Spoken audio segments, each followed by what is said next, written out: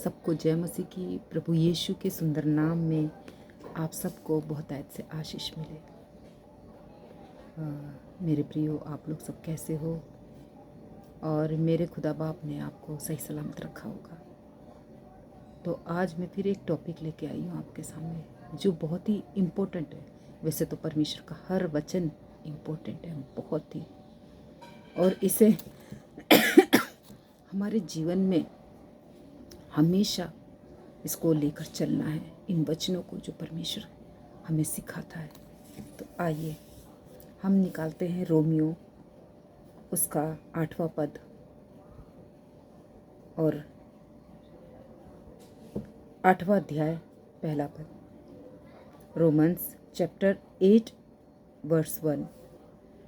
क्योंकि वे शरीर के अनुसार नहीं वरन आत्मा के अनुसार चलते हैं, क्योंकि जो शरीर के अनुसार चलेगा वो मरेगा, और जो आत्मा के अनुसार चलेगा वो बचेगा।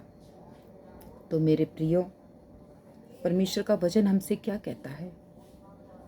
इस बात को हम समझते हैं कि आप गैस करिए कि हम किसके अनुसार चल रहे हैं। आप गैस करिए कि परमेश्वर के रास्ते पर चलने से हमें कौन रोक सकता है? आप सोचिए। आप सोचते होंगे कि शायद शैतान रोक रहा है हमें, शायद हमारा पड़ोसी रोक रहा है, शायद कोई रिश्तेदार रोक रहा है, या कोई स्त्री पुरुष या कोई हमें ऐसे रोक रहा है। लेकिन रॉन्ग। हमें हमारा खुद का शरीर परमेश्वर के राज्य में बढ़ने से रोक रहा है।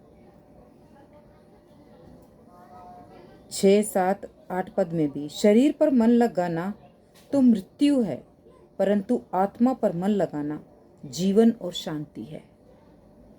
अगर हम शरीर पर मन लगाएंगे तो हमें एक ना एक दिन तो मरना है। अगर हमने आत्मा पर मन लगाया, पवित्र आत्मा जो हमें गाइड कर रहा, उस पर हमने मन लगाया और उसकी बातों के अनुसार चले, उसके वचन के अनुसार चले जो हमें सिखाता है, तो हम परमेश्वर के राज्य में अनंत काल का राज्य पाएंगे। क्योंकि शरीर पर मन लगाना तो परमेश्वर से बैर रखना है। आप इस बात को ध्यान रखिए कि जब हम शरीर पर मन लगाते हैं तो हम परमेश्वर से दूर हो जाते हैं, क्योंकि हम शारीरिक हो जाते हैं। हम संसार की सोचते हैं कि हमें क्या खाना है, क्या पहनना है, कैसे रहना है, किन के साथ उठना बैठना है, कौन सी एंजॉय करना है, कौन से मॉल में जाना है, कौन से पिक्चरें देखना है, कौन से गाना गाना है। बस एंजॉय एंजॉय एंजॉय।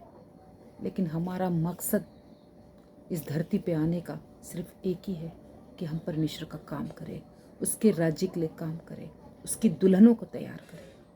हमारा ये मकसद है और ये हमारा असली मकसद है।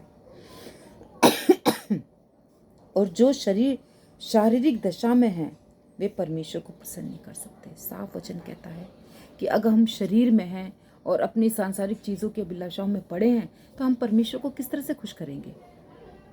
कि हम अच्छे कपड़े पहन के खुश करेंगे, यहाँ कहीं शॉपिंग मॉल में घूमने जाएंगे तो खुश करेंगे? नहीं। हम परमेश्वर को खुश करेंगे उसके वचन के हिसाब से चल के। उसके वचनों को अगर हमने सीखा है, समझा है, हम खुद भी चले और दूसरों को भी गाइड करें। क्योंकि वचन कहता है कि हमें फल लाने वाले नहीं बल्कि बहुत सा फल लाने वाले। कहीं ऐसा ना हो कि वो टाइम आए जब परमेश्वर के हाथ में सूप है और वो गेहूं को भूसे से अलग करेगा। वो भूसी आप ना बन जाओ, हम सबको गेहूं बनना है। और 2 तीमुथियुस 2:12 क्या कहता है? यदि हम धीरज से सहते रहेंगे तो उसके साथ राज्य भी करेंगे।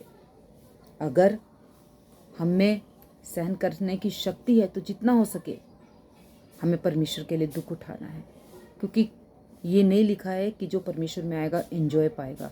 वो सांसारिक एंजॉय नहीं, आत्मिक एंजॉय पाएगा। जब हम परमेश्वर के साथ चलते हैं तो हमारा विरोधी कौन हो सकता है?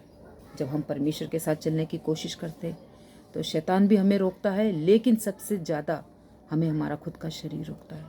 जब हम कहते हैं कि नहीं, हमें ये काम नहीं करना है, परमेश्वर ने मना किया है, लेकिन फिर भी हमारा शरीर कहता है कि नहीं, इसको कर। जैसे हम फेसबुक में, यूट्यूब में, इंस्टाग्राम में हम जब वीडियो देखते हैं, रील्स देखते हैं कि चल छोटा वीडियो होगा, परमेश्वर के वचनों को सुनेंगे तो हमें नॉलेज होगी, लेकिन जब आप देखते हो तो कुछ गलत भी आता है जिसको हमें नहीं देखना है, इग्नोर करना है। हम गलत चीज़ों को इग्नोर करेंगे तभी हम परमेश्वर के राज्य के लिए काम कर सकते हैं। उन चीज़ों को बिल्कुल मत देखिए, उन चीज़ों को आगे कर दीजिए और परमेश्वर के खरी शिक्षाओं को ग्रहण कीजिए, जो खरी बातें बोलते। आजकल तो मोटिवेशनल प्रचारक बहुत उठ खड़े हैं, भेड़ के रूप में भेड़िए, तो उनसे बचिए। वो आपको परमेश्वर के राज्य में नहीं ले जाएंगे, वो आपको नरक ले जाएंगे, क्योंकि वो वचन के हिसाब से नहीं चल रहे हैं। पौलुस पतरस भी कहते हैं ना कि वचन के साथ, पौलुस भी कहता है जैसे मैं चाल चलता हूँ वैसे चलो। और ज्ञान ना होने से मेरी प्रजा नाश हो रही, होशे में लिखा है। तो प्लीज़ आप वचन को चेक करिए कि वचन हमसे क्या बातें करता है और अपने जीवन को सुधारिए। अब भी समय है, अपनी शारीरिक इच्छाओं को मारिए और परमेश्वर के लिए अपने आप को तैयार कीजिए, क्योंकि पौलुस भी कहता है कि मैं अपने आप को मारता हूँ, कूटता हूँ, फिर लोगों के सामने आता हूँ प्रचार करने के लिए। तो हमें अपने आप को जितना हो सके अपनी शारीरिक इच्छाओं को मारना है और परमेश्वर के राज्य के लिए काम करना है। जितना हो सके अपने अंदर वचन भरिए, वीडियो के माध्यम से, खरी शिक्षाओं के माध्यम से अच्छी चीज़ों को सुनिए और अच्छा प्रचार, सही शिक्षा मसीह मंथन बैठक खरी शिक्षा ही दे सकती है। पास्टर दानियल राज ही दे सकते हैं, उनके लोग ही दे सकते हैं। उनसे जुड़िए। अगर आपने अपने आप को बचाना है, अपनी आत्मा को बचाना है, तो मैं आपसे इतना ही कहूँगी कि अपने आप को तैयार कीजिए परमेश्वर के राज्य के लिए। तो परमेश्वर इन वचनों के द्वारा आप सबको बहुत से आशीष दे और मुझे भी। सबको जय मसीह की।